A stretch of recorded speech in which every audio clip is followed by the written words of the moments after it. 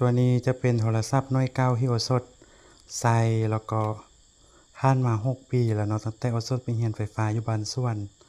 ตัวนี้โอสดก็ใส่ใส่แฮงโอสดนี่ละหาเงินซื้อเอา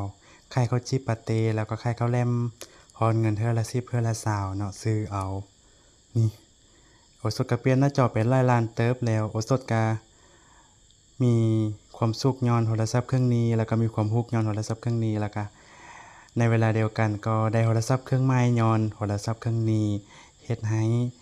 พี่ๆเพื่อนๆเห็น FC ทุกคนเห็นแล้วก็เฮ็ดให้คิมคนงามที่ส่งโทรศัพท์โอสดเครื่องที่โอสดถ่ายอยู่นี้มาให้โอสดเนาะนี่อันนี้โดยโอสดก็ให้เบิ่งชัดเจนเลยเด้อตามความเป็นจริงอือฮึอันนี้หลังจากที่เอาอย่างยืดออกแล้วก็จะประมาณนี้